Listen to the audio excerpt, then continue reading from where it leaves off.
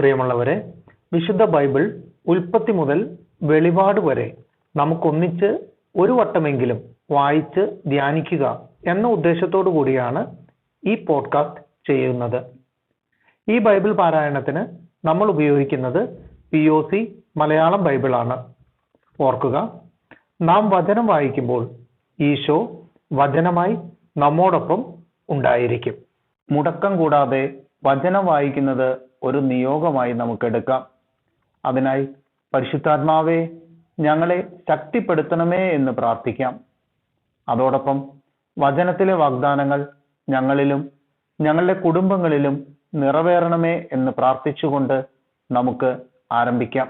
ഇന്ന് നമ്മൾ വായിച്ചു ധ്യാനിക്കുക രാജാക്കന്മാരുടെ 2-ാം പുസ്തകത്തിലെ 11-ാം അധ്യായമാണ്.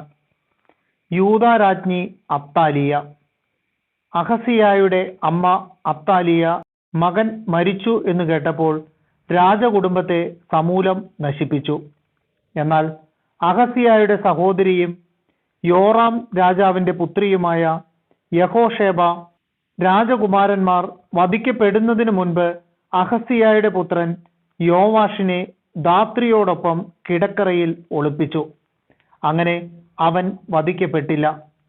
അത്താലിയായുടെ 6 കൊല്ലത്തെ ഭരണകാലം അത്രയും അവൻ കർത്താവിന്റെ ഭവനത്തിൽ ധാത്രിയോടുകൂടെ ഒളിവിൽ വസിച്ചു. 7-ാം വർഷം യഹോയാദ കെരേത്യരുടെയും അംഗരക്ഷകരുടെയും നായകന്മാരെ കർത്താവിന്റെ ഭവനത്തിലേക്ക് വിളിപ്പിച്ചു.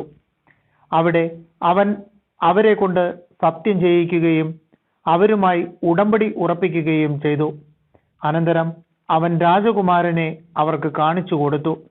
അവൻ കൽപ്പിച്ചു, നിങ്ങൾ ചെയ്യേണ്ടത് ഇതാണ്: സാപത്തിൽ തവണയ്ക്ക് വരുന്ന 1/3 ഭാഗം ആളുകൾ കൊട്ടാരം കാക്കണം.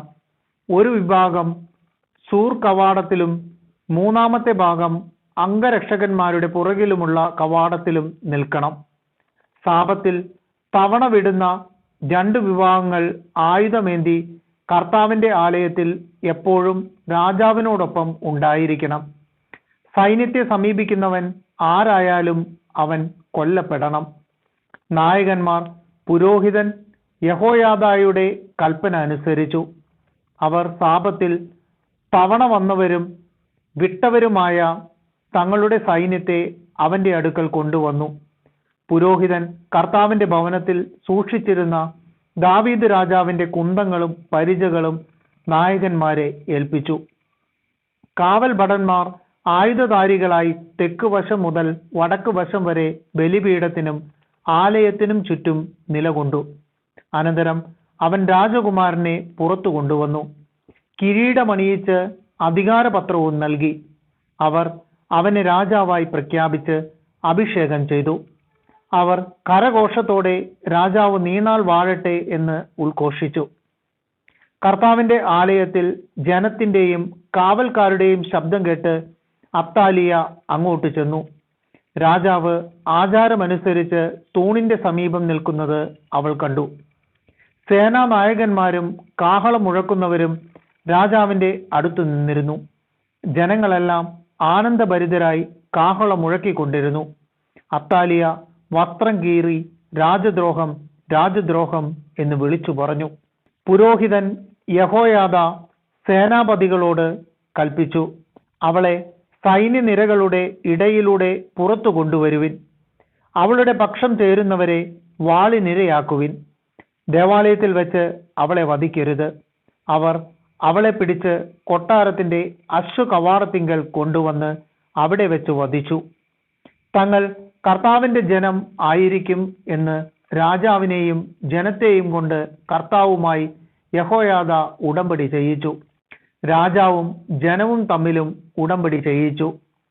ദേശത്തെ ജനം ഒരുമിച്ച് ബാൽ ഭവനത്തിൽ കടന്ന് അത് തകർത്തു.